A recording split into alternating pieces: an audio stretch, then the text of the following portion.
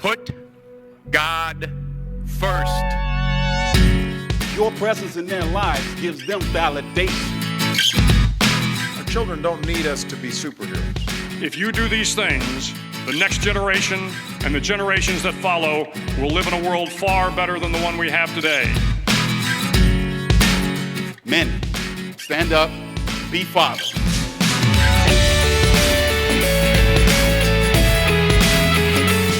Welcome to the Inspired Legacy Podcast, Season 1, Episode 14.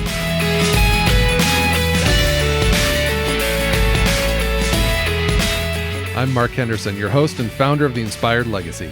Our mission, to celebrate fatherhood, equipping men to lead boldly, love like Christ, and leave a lasting legacy.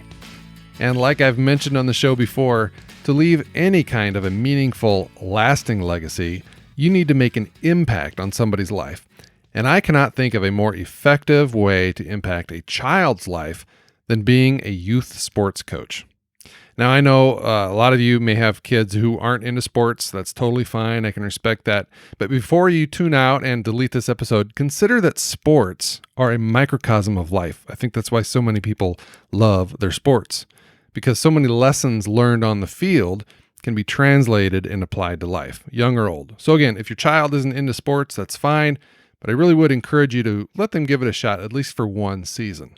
But to those dads who do enjoy sports and dream of having their kids play someday, or maybe your kids already play, then this episode is definitely for you. Today, I invited my friend, my longtime friend, Andy Traub, on the show.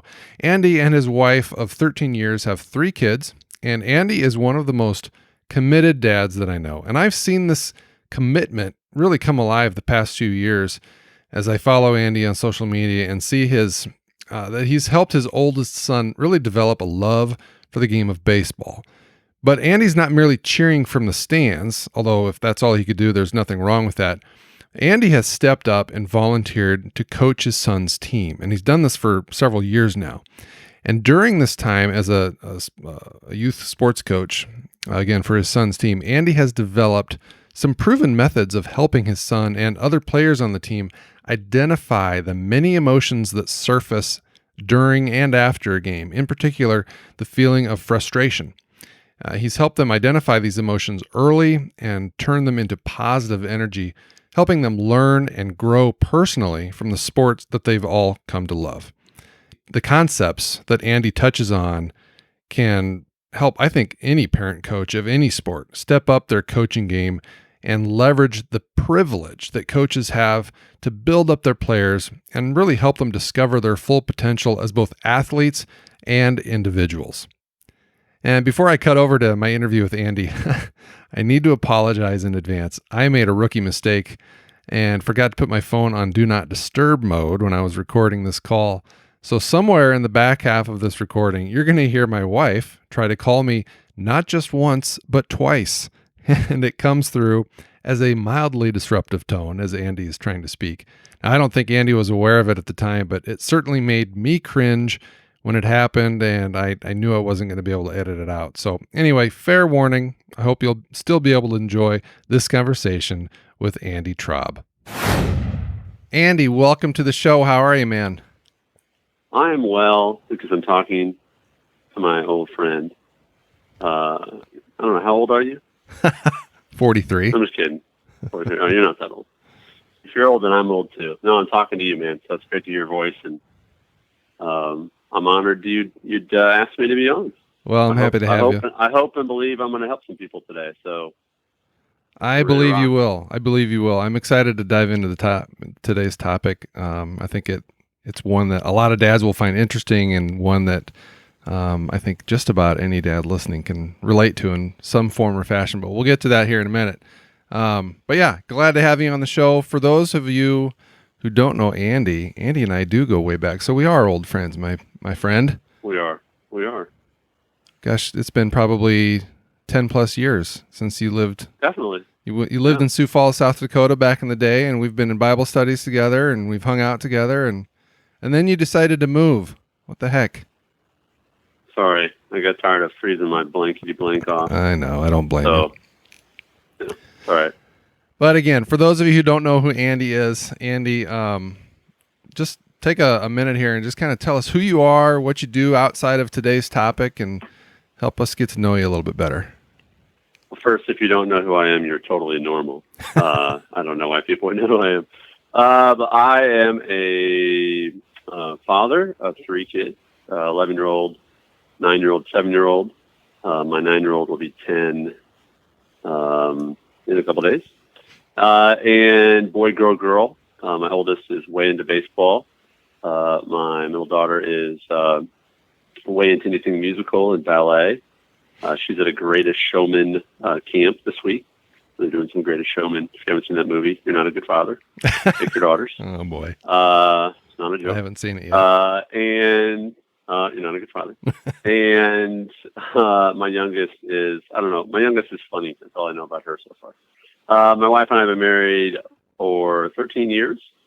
And she's from South Dakota. Yeah. And I moved there, gosh, 13, 14 years ago. 14 years ago? Yeah. Met her on the second day I lived there, and was not immediately in love because my heart had been broken. I just came off a broken engagement. I was a month from being married, and we called off the wedding. And that jacked up my life enough that I wanted to move to a different state. So I did. I moved from Michigan to South Dakota, and started my life over there. Worked in ministry for a few years with high school kids. Became a Christian through a ministry called Young Life. Worked with them for several years. And then I've worked for myself for the last 11 years, just doing lots of different stuff involving technology and social media and helping people build their platforms. And now I split my time between working with a company called Growth Tools, and we create free online tools to help people grow their business and also offer some online training for folks.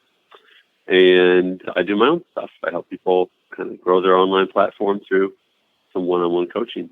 And I love to be on a baseball field. My youngest daughter plays baseball as well as my oldest son, so love to do that. And I have a great life. I live in Spring Hill, Tennessee. I live right off of Saturn Parkway, and the reason they call it Saturn Parkway is because all the Saturn cars in America were made in Spring Hill, Tennessee. Oh, I did not know that. There's a GM plant a mile from me where they make a lot of cars. And this town had about 7,000 people in it about 15 years ago, and now it has about 42,000. So it has quadrupled in size in 15 years. So I love my cul-de-sac life. I'm like the least exciting life in the world. Like if you watch my Instagram, it's like, hey, here's me playing wiffle ball in the cul-de-sac again. So that's and I'm okay with that.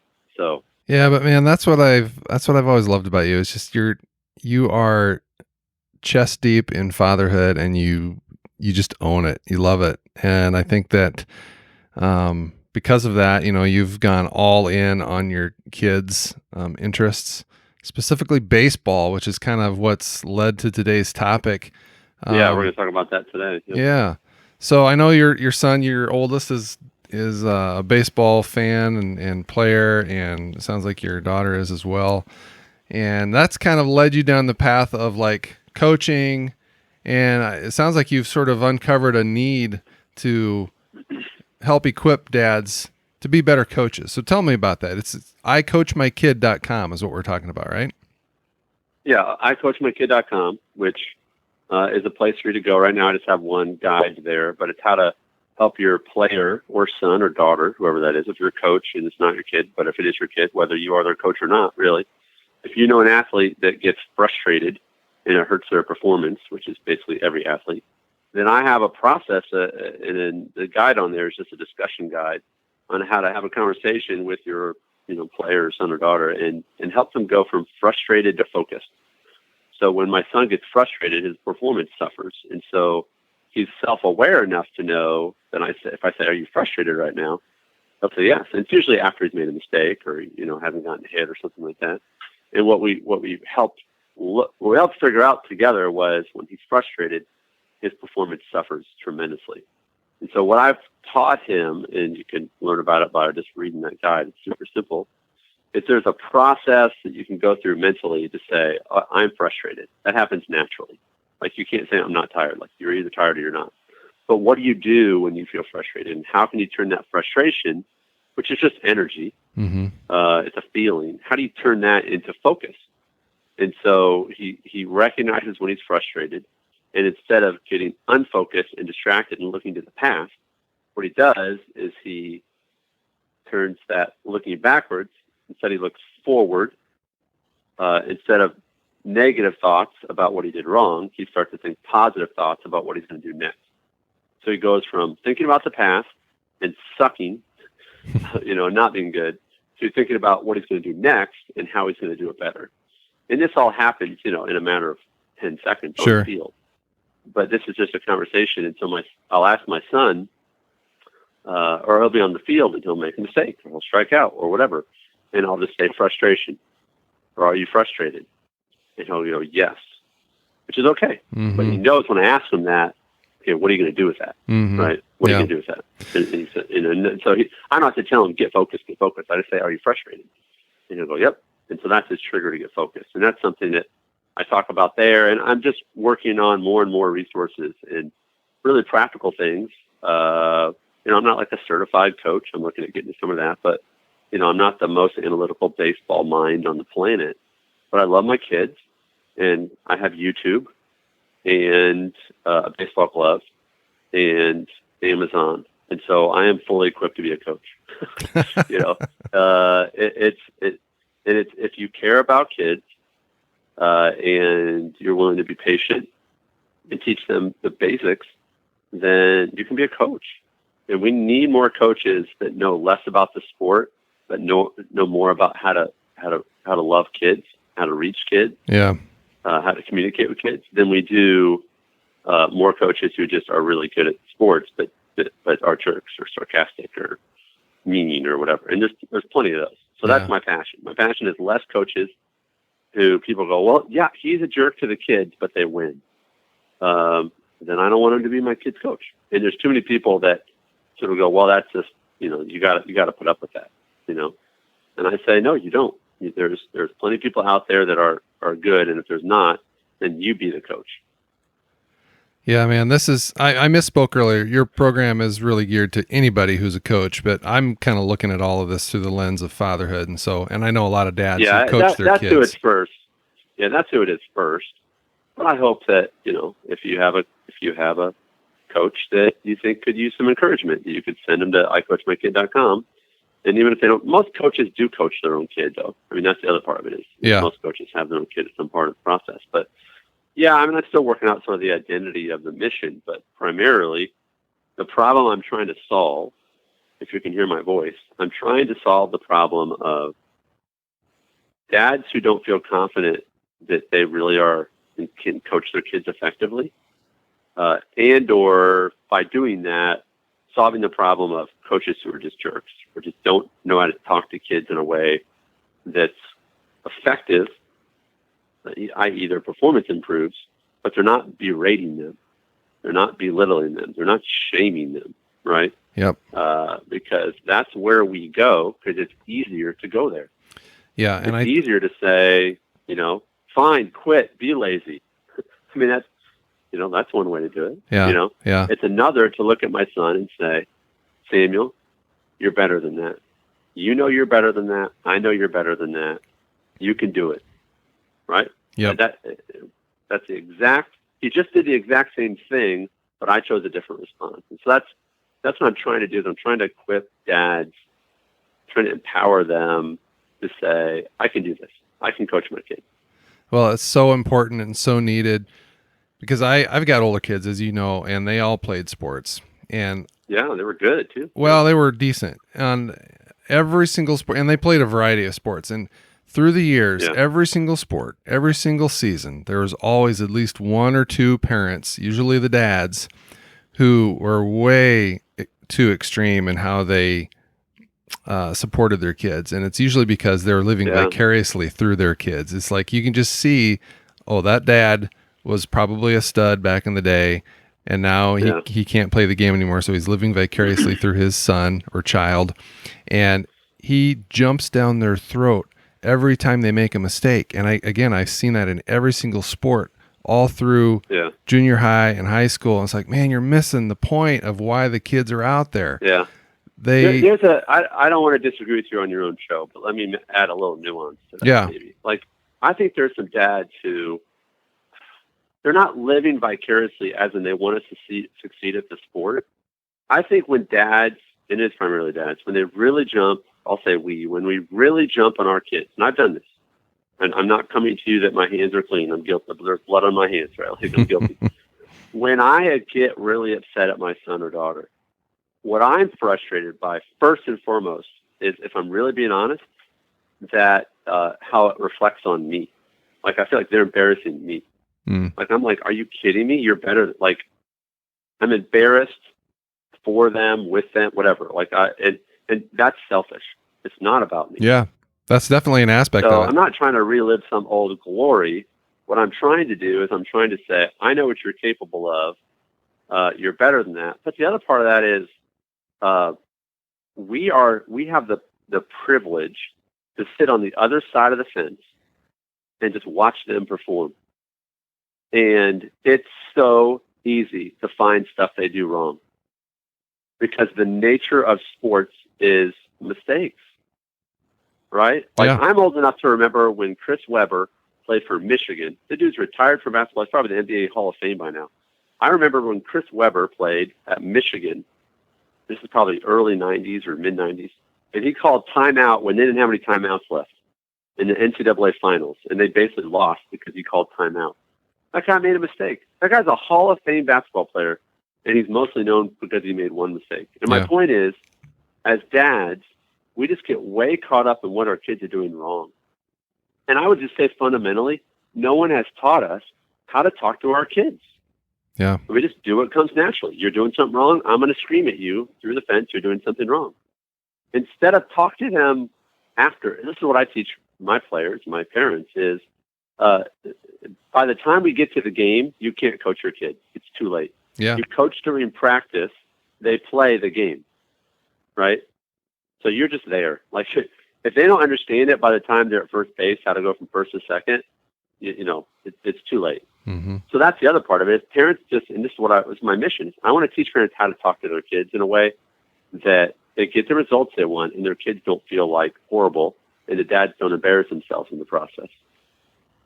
Yeah, I think that it's key for us to do that, to, like you said, to remember that they're going to make mistakes, especially as they're younger. They're learning how to play the game. Every play, every down, every time they touch the ball, they may be doing something unique for the very first time. They're experiencing things. And it's hard. It is hard, yeah. And so they're going to make mistakes, so you just got to accept the fact that that's part of it, and that's going to happen. So what can we as dads and coaches say that will acknowledge the mistake but help them learn from it and do it in a constructive way that it's going to, reinforce help them build self-esteem and confidence so that they believe them in themselves and maybe won't do it again. I have to ask myself, what's the goal of what I just said or I'm about to say? Because guess who knows that they struck out? My son, who just struck out. Yeah. Like, I don't need to remind him, you need to swing the bat. And he already feels like bad about it. Absolutely. Yeah. Absolutely. I mean, would you at work, you screw up at work. You're the person you sit next to at work doesn't get the sale on the call. They're on a phone call and you're in sales, and they don't get the call. They don't get the sale. Would you turn to him and go, Mike, you didn't get the sale? Like, Mike knows he didn't get the sale. Right. We don't need to pour on him, right? That's not helpful to Mike. He's like, thanks, genius. So part of this is, how do we talk to our kids in a way that works, and how can we change the culture? And it is a culture that has problems of there's so much pressure on kids. They're not enjoying sports. And I did not have that pressure. I was allowed to just play sports. Yeah. Right? Because I never compared to myself to some kid in California, because I didn't have Instagram or Facebook. My dad was just like, go play baseball. Yeah. And have fun doing it. And I'll be back in 3 hours. Right? Yeah. It's a different world. And you bring up a good point too, that I think that because of the negativity that some coaches can bring and some parent supporters can bring into the equation, we push our kids so hard. We point out their flaws, like we've talked about, and we do this, over and over throughout this, through the seasons, that by the time they get to the age where maybe they do have a shot at, getting a scholarship or something like that. By that point in time, they're burned out because we've pushed them so hard. And I can tell you the problem kids, because of their parents. You know who doesn't yell at the umpire? Like kids whose parents don't yell at the umpire. You know who does yell at the umpire? Kids whose parents yell at the umpires. It's never a strike. Why? Because the parents are like, it's never a strike. They learn from us, right? And so you cannot expect your child to be better than you. You just can't. If you're going to sit there, 4 inches from the fence and yell at the umpire, then yeah, you're teaching your kid to have a hissy fit when they watch a third ball or a third strike. Or it's the apple does not fall far from the tree, right? Yeah. And so I want to empower and equip dads specifically to feel like I can handle this. I can help my kid get through this, because Mark, at the end of the day, I want my son to do 2 things. Number one, I want him to play to his potential, right? I want him to be as good as he can be. But 2, I want him to enjoy it. And if your goal is only number 1 and you forget number 2, then you'll get a great athlete.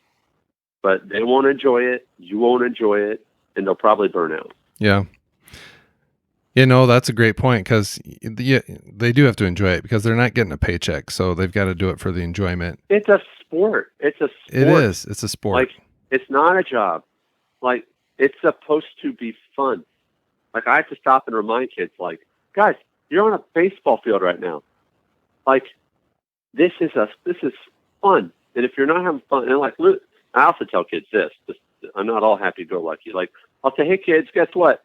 I want you to have fun today. And they're like, great. And I go, guess what's fun? And they're like, what? And I go, winning. Right? Yeah. So win. Right? That's the other part. I want them to win. Absolutely. Right? Absolutely. Which is why the only time that I will, I'm not negative with my son or any of my kids, but if I sense that they're not giving it all they've got, that's when I think it's okay to point that out. Like, I think you left something on the field there. Would you agree? And if they're not putting forth 100% of their effort, then yeah, like you said, then they're not going to win those games. And if they never win games, then they're not going to find the enjoyment in the sport, most likely. So the two kind of go hand in hand. Or if they lose, and you ask them, what could you have done? Do you feel like you put forth your full effort today? And they go, yeah. And you go, okay. Then be proud of yourself. Yeah. Do you think that other team was better than you? Yeah. Okay. I agree. They were. Like, do you think you could have beat them? Yeah, if they played really bad. Yep. Did they play bad? No, they played good. Okay. Well, then we lost. I mean, that just happens. But I've also learned that when I want to say something, I should probably ask something. Right. So when I want to give some advice, I should probably just ask a good question. Sure. Right. Like, so after the game, instead of saying, let me tell you the 6 things you did wrong, sometimes I can just say, what do you think you did well today, bud? Yeah. Okay, then we'll go through some things. What do you think you could have done better? Yeah, well, that's just part of good parenting there. Just like coaching is just asking good questions, because no kid wants to be lectured to all the time. And sometimes he'll start getting real negative, specifically my son, because my youngest starter is just happy to be on the field. It's just not that competitive yet. Like, we'll get in the game, and he'll start talking about this or this, and I'll go, buddy, let's not talk about the game. Like, let's just not. Or I'll say, we're going to talk about the game until we get home, but as soon as we pull in the driveway, we're done. We're not going to talk about it anymore, right? And obviously, that's after a loss. After a win, you want to keep talking about it. But we put boundaries around it, because it doesn't help to dwell on the negative. You can learn from it, but you got to go, what are we shooting for? Yeah. So that's the other thing is it's okay to say, let's just not talk about it. There's nothing constructive that's going to happen. Yeah. Well, it's certainly not immediately after a loss anyway. It's like you just let them kind of be in the moment and kind of process it. And then maybe later in the day, you can circle back and say, I've heard some really great advice from other people who said that the best thing you can say to your kid after a game is, I'm proud of you. I love watching you play. Yeah. If they stunk and they lost or whatever, it's like, hey, that stunk, man. And I'm sorry. but just know that I'm proud of you and I love watching you play. Well, I sucked today and I was horrible. Well, I still love watching you play. I still would rather you stink and be on the field than not stink and be off the field. Yeah. As long as you're trying, and, is what I would add to that too. Yeah. And again, if they're not trying, then you can just say, why do you think you guys didn't win today? And how do you feel about your performance? And what are you proud of? Mm-hmm. There's probably something in there they're proud of. And maybe it's, I sat the bench the whole game, but I was very encouraging to my team. That was my son's all-star experience this year. He didn't play one defensive pitch. He just batted 3 times or 4 times, and that was it. Now, he ran he was a pinch runner a few times. It was a very frustrating experience for us in All-Stars this year.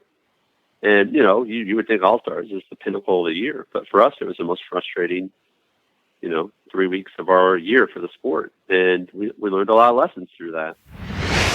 Hey, guys, thanks for listening. Hey, I just wanted to take a quick second here and tell you about my free parenting guide called 9 Ways to Be a Better Dad. In more than 23 years of being a parent of both boys and girls, I have learned a ton of lessons. Of course, hindsight is always 20/20, but looking back, I now know exactly what worked and what didn't. And I want to share these lessons with you.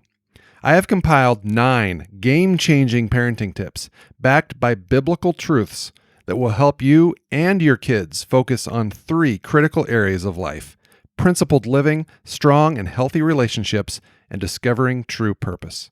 You can download a PDF version of this free guide by visiting theinspiredlegacy.com/join. Again, that's theinspiredlegacy.com/join, or look for the link in today's show notes. Either way, guys, be sure to get your free copy today. We learned a lot of lessons through that. So talk about that a little bit. What kind of lessons do you think your son learned from that? Well, I think one primary lesson is you learn if a coach is coaching for development or winning. Sure. And coaches can coach for whatever. One is not right or wrong, but you have to know going in, and you should talk to your coach about this. Are we going to put the best 9 kids every single time, every single pitch? Or are you going to play all the kids so they can all get better? Mm-hmm. And I didn't ask that question. Yeah, and it can be a stark difference. It's a total. And you know what? It's fine. It's fine, but I want to know that. Yeah. And I think if you've got an all-star team, that it's a decision you got to make. It's a decision you can make in a regular. But here's my thing is, at that age, my son's 11, I think you should really still be in the developmental focus. Unless it's some, end of the year tournament and blah, blah, blah, that, like everything's riding on it. But even in that, like, I just think don't ask kids to be on the team if they're not going to play. I just think it's an expectation that the kids do not want to be on the team to not play. It's that crap where people say, I just appreciated being nominated. No, you didn't. You wanted to win. Yeah. And so I think that's understanding if a coach is really saying, if you're going to develop all the kids, you have to get equal. Your best player has to sit sometimes. That's just, and at this age, I believe that you should be developing all your kids. And if you lose sometimes, you lose sometimes. But the goal is not to win all the time. Yeah, I totally agree. Some coaches would say, well, that's not how I coach. I go, that's fine. But you need to be very clear about that with parents. Because then they're not going to say, why isn't Timmy playing? Well, and here's the thing, Mark, my son was just as good a fielder as the kid who played every single pitch on defense. All right? He was probably a little worse, but by 5%, not by and yet the other kid played 100% of the time. And so what that tells me is he put the best 9 kids out there, which is fine. But when your kid can't develop because they're not out there, you cannot get better at something you're not doing. And so you can't get better in the game unless you're in the game. And so that's a decision that they made. And they're allowed to make that decision. You can't complain after the fact. So that's my point is, as a coach, as a dad, number one, as a coach, you have to communicate that with your parents. If you didn't do your job. As a parent, you have to ask the question, is my son how much playing time do you think my son's going to get? And if they say, They need to be honest with you. And they need to say he's going to run the bases and he's going to get one at bat each game because that's what he's required to get. But beyond that, I don't see him playing in the field. Okay, that's an expectation. Yeah. But we get in so much trouble when we have unclear expectations. And so what did we learn? We learned that every player has a role, but we also learned about communication and what's our priority as a family right now. And our priority as a family right now is not for my son to be on the All-Star team. Our priority is for my son to play more. And if he's on a losing team but plays more, I'm actually okay with that versus being on a winning team and playing less. And he might disagree because he really likes being on winning teams. But when the difference is like twice as much playing time, like it's a huge difference. On the same team, there were kids that had twice as many at bats this year as my son. And, great, they won the league. We won the league championship. I'm one of the coaches, right? But like, I would take us getting second or third or fourth or whatever out of 5 teams. We're not talking about a bunch of teams. I would take not winning over, and him getting more playing time. Right. Again, these are just conversations you need to have instead of complaining about the coach after the fact. Yeah. You know what I mean? I think it's a great reminder for any dad listening who maybe would like to coach someday or maybe is a coach right now that, you've got to not only set expectations with your players, but the parents. I think that's, oh my gosh, it's that's way key. more important with the parents. Yeah, absolutely. Way more important. Absolutely. Way more important. And I always ask the question, what could I have done better? And so I should have asked him, will he not play any in the field? Okay, good. I need to be prepared for that. Because our head coach made the decision. No, he's not going to be in the field. I don't care if he's just as good or if he's a little worse. Like he's not going to play.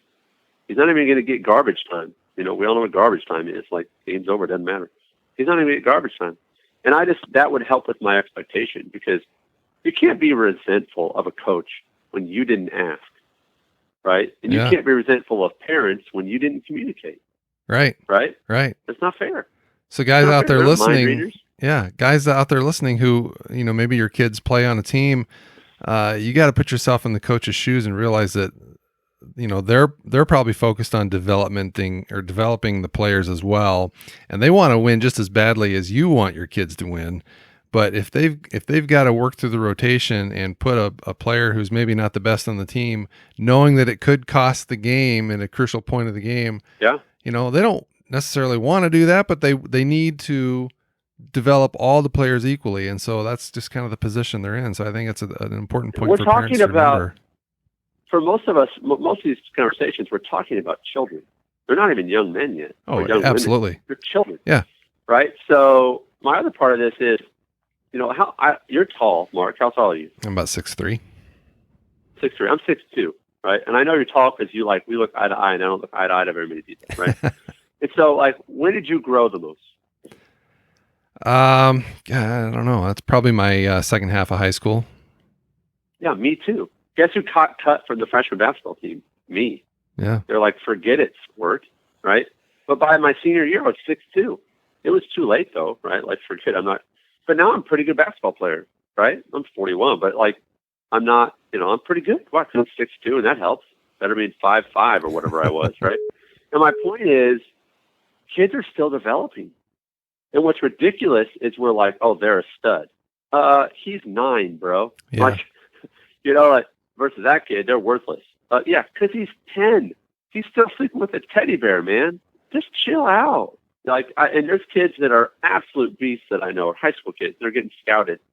And I'd say to them, how many home runs did you hit when you played on this field in Little League? And they go, oh, none. I couldn't hit. I could hardly hit it out of the infield, right? So how many coaches were like, Tommy, he can't hit it out of the infield. He's not going to play very much. Well, maybe Tommy's going to be a stud, right? Like maybe, but we don't know, and he's going to quit because you're not giving him positive encouragement, and he's not getting very much playing time. That's just, to me, we give up on kids so early. Parents do, and definitely coaches do. Mm-hmm. And it's like, are you a coach or not? Because if you're a coach, then your job is to coach and help all the kids on your team improve. And if you're not willing to coach and help all the kids on your team improve, then just keep the ones you're going to coach and let the other ones go find someone who is going to coach them. And it's your job as a parent to go to the coach and just not be mad at them, but just say, help me understand this. And the coach needs to have an answer to that. That's how you can approach a coach and say, I know my son is not playing. Help me understand your thought process on that, and help me understand what I can do to help him get better so he can earn that spot if he needs to earn that spot. And if they say, listen, his abilities are fine, but his attitude sucks. Great, I'll work on his attitude. Or he just is scared when blah, blah, blah, blah, blah. Okay, thank you for telling me that. But coaches should be able to say to a parent, here's why they're not playing, right? It's okay to go to a coach and say, I'm giving you the benefit of the doubt. You're the coach. I want to understand why they're not playing and what we can do to help him play. But if they just go, he's never going to play, then it's like, why is he, like, the worst case scenario of this is you've got a stud freshman or sophomore, and they put them up on varsity, and they sit almost the entire season, where they could have been awesome and doing really well and get a ton of playing time as freshman, sophomore, or junior on, freshman or JV team. Mm-hmm. Because that kid is not going to develop. That's stealing that kid's development. And baseball is so fascinating, Mark, because it's one of the few sports that you can be the biggest stud in the world coming out of high school. In the NBA, you know where you go? You go to the NBA. In baseball, you know where you go?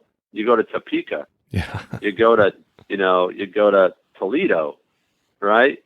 You go to Sioux Falls. Like, they have a farm system. They work kids, and they go, hey, welcome to the big leagues. You're going to Nashville. They don't have a major league team. I know, but you're going to Nashville. They have a farm system. And I think an important thing to remember is all these people are developing. And they might make in the majors, but most of them won't. So let's develop their character. Let's develop their attitude. Let's develop their skills. Let's just develop them as a person. And remember that, like, you may not win as many games, but, like, kids do not remember wins and losses. They do not. They remember how coaches make them feel. Period. How does your coach make your kids feel about themselves? Right? And I got the greatest compliment I've ever received as a coach last week. I run a sandlot league. So for 3 weeks at our local Little League here in Spring Hill, Tennessee, we have a sandlot league where parents are not allowed to coach at all. And the coaches are not allowed to coach at all. For the first 45 minutes, we run a clinic. We do something super basic on some skills. But in the last probably hour and a half, hour and 50 minutes, the kids just play. They pick their own teams. They pick positions. There's a manager on each side, but it's all kids. Kids call balls and strikes. Kids call safe and out. If there's a conflict, they rock, paper, scissors to see, who wins, right? Safe, out, rock, paper, scissors. They rock, paper, scissors. You lose, right? That's the call, right? And I got the greatest compliment because during the training period in the beginning, and then during the games, the parents can say things, but they can only be positive. Only be positive. And so I encourage these kids, and there's kids with huge variety of skill levels. And there's this one kid, JR, he's a junior, so they call him JR.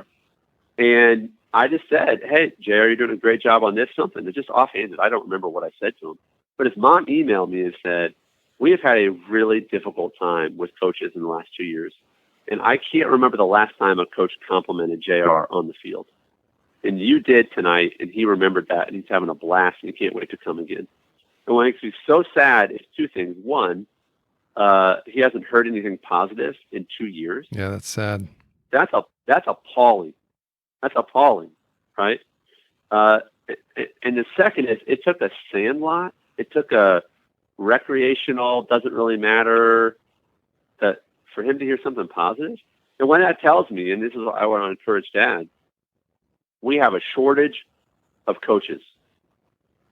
And you could add on to that with skill level and care about it, period. We have a shortage of coaches. And if you want to impact your kid and a bunch of other kids in your community, go be a coach. Andy, I don't know about blankety blank blank. I don't care. It's on YouTube. Every league I've ever been a part of also offers coaches training. Now, I don't want you to be a bad coach. My son had 2 really bad basketball coaches this last winter. Really bad. Because they did not run practices well. He did not get better skills-wise. They were nice guys, but I want you to coach my kid. If he needs a mentor, I'll go get mentoring. I want you to coach him, right? And like these guys had never heard of YouTube apparently, because like they'd never Googled how to run a practice well, right? So please run practices well, but it's not that hard. It's just not. It's a ball going into a net or a basket or into a glove or over a fence. It's not difficult. Yeah. Right? It's just really about maintaining order. Absolutely. It's about keeping them busy. Don't have them standing around a lot. Right. Right? But if you're frustrated by it, be the solution. Right? Don't be a whiner. Don't complain. Be the solution to the problem. And I would say the last thing is do it as early as you possibly can. If you have a 4, 5, 6, 7, 8, 9, 10-year-old, you are qualified to coach them. You are qualified. Yeah, I would agree. And you have a vested interest. So you should get out on the field and help out. Absolutely. And one last bit of advice, this is nuanced, but if you have an assistant coach, have them coach your kid more than you coach your kid when you're coaching. So in baseball, I hardly ever give instructions to my son because I'm too hard on him. Yeah. And so I actually go to other coaches who are too hard on their kids, and I'll say, let me talk to them. Yeah. Because we're too hard on our own kids. Yeah, no, that's great advice. We'll do is we'll say, I'll be like, tell Samuel to get a bigger lead off, and guess what? Newsflash, your kid will listen to another coach better than they'll listen to you. Amen. I was just going to say that. Yeah, they're going to be way more receptive to what they have to say than what comes out of your mouth. And your wife won't yell at you for being too hard on your kid because she does that. Yeah, because I am. Andy, I want to circle back real quick on one point you made before we wind down here. I know that the situation that your son was in on the All-Star team didn't play a whole lot. I know that happens a ton, and dads listening to this will probably have gone through the same thing with their kids, or maybe will in the future. So, to those guys out there who find themselves in that situation where your kid is not getting play time and it's frustrating the heck out of them, and it's to the point where they're not enjoying the sport, they're not learning anything. What can a dad or a parent do to, step in there and kind of fill the gap and help turn that into a constructive, positive environment, despite the fact they're not playing? We learned so much through that experience. Let me just go on a big old list. Number one is coaches care about kids, a vast majority of them. The head coach who made the decision to not play my son, I coached him all year long. I know him. He loves Jesus. He's a great father. He's a great husband. He's a good dude. By that stage, he was not in the developmental stage. He was like, we're playing to win. I did not get clarity on that, and I should have. So first, don't demonize people just because your kid's not getting playing time. They're probably not evil. It's probably not personal. Okay? Make that assumption. Assume the best. Second, seek clarity as early as possible. Like before the game starts, not during the middle of the game or after the game, right? Third is, I would say, approach them with humility and ask what you can do. Like apologize and say, hey, I apologize. I didn't ask for clarity on this earlier, but it seems to me that my son or daughter is not going to get a lot of playing time. Is that true? Like, do you see that changing for any reason? And just please be honest with me about that. And I'm not mad. I want to understand. And then I have a follow-up question. They might probably going to go, yeah, that's right. They're not going to. Okay. What can we do to change that? What can she control? And hopefully if the coach is worth 2 cents, they'll say, they need to work on this. They need to work on that. Okay, great. We'll work on that. Or do you have any drills I can do? Can they put in any extra work? Can you help them with that? Right? Like, those are things you could do, right, to improve the situation. The other is talk to your son or daughter and say, all right, you're not playing that much. What's your job on the team? It's not on the field because you're not on the field. So what's your job on the team? And guess what? There is no job description on a team that says, I'm the team moper. I'm the team complainer. I'm the team whiner, right? I'm the guy that sits in the corner of the dugout and feels sorry for myself. That's not an assigned position, right? Maybe your job is to encourage kids that come off the field. Maybe your job is to always be calling the pitch count. 2-1, guys, 2-1, play the first, right? Maybe your job is to keep the dugout looking awesome. Maybe your job is to make sure that the next guy is ready. Ryan, you're in the hole. Carson, you're in the double hole. You know what I mean? Like, there's all these things you can do, right? Maybe your job is to keep the other guys on the bench involved, right?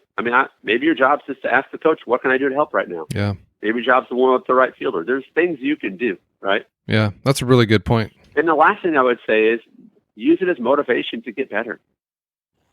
Like, I've told my son this, hey, this sucks. He's like, yeah, this sucks. It's embarrassing. You get all the way there, you got the uniform on, and you're sitting on the bench. It's frustrating. It's embarrassing. So if you were 10% better, you could have been starting. And he knows that. He knows that. And so what are you going to do? I don't know, get 10% better, right? And the last thing I would say is if you truly don't jive with the coach, then go find one that you do jive with. And the bottom line is if your kid's not good enough to start, then you need to find a coach that's willing to help them develop by playing. And, you might find that, you might not. But I think at a certain age, every kid should be playing almost equal playing time if you're really about developing all the kids. But there's different schools of thought on that. Some people are listening to this and they say, Traub, you're a pansy, and that's not how you win games, and that's not how you get better. And I go, listen, I'm not like a socialist. I think everybody should make the same amount of money and same size. I'm not saying like you got to earn it, right? But my point is, at this stage of their development, when my kid's 18, if he's not good enough to pitch, I don't want him to be out there getting rocked, right? But he's 11. He's 11. Maybe he'll listen to this, maybe he won't. But there's a monkey that he sleeps with every night, right? Like, he's a stud. He's starting to get into girls, but like, he's got a monkey he sleeps with every night. Yep. He's a child. Yep. Like, there's plenty of life left for him to develop. And so I'm trying to, as a father, help him develop and put him in the right situation to become the best player and person he can be. And that usually is not by sitting the bench. It's usually by playing and learning from his playing experience. That's where I'm landing. And the last thing I'd say is just take it year by year. Sometimes if spending more money creates more problems. But we're going to change what he's doing in regards to baseball next year because we learned some things this year. Yeah. So just take it year to year and adjust. And if there's anything I can do to help, reach out to me. My email's super simple, just my first and last name at gmail.com, andytraub@gmail.com. If there's a specific question I can answer, then, confide in me. I'll keep it private. But I have a passion to help dads navigate all this stuff because these are things that people don't really talk about from my experience. Well, we'll be sure to get that email address in the show notes. And like I said at the beginning of the show, I do think that this topic doesn't get nearly enough coverage. And I think it's critical to develop our kids' self-esteem, their confidence. Kudos to you for stepping up and empowering that kid on your team and giving him some positive feedback, because you probably just changed his entire year. I mean, honestly, if he hasn't received... I hope so. Yeah, absolutely. He probably feels 10 times better about himself, not only as a player, but as a person. And I think that's what sports can do for young kids, especially that 10-year-old age range that we're talking about, as they're developing and learning who they are and learning what they can and can't do. It's just so critical that as parents and coaches that we build them up and not tear them down and leverage the opportunities that we have. It's a blessing to be in that position to help kids grow and develop into the young men and women. Privilege. Yeah, it's a privilege. It is, absolutely. Yeah. So I'm coaching my son in flag football this fall. I'm excited to kind of put some of these things into practice. I've coached him for several years, but I think I learned a couple things here, Andy. So I appreciate your time today. Awesome. One last question before we let you go.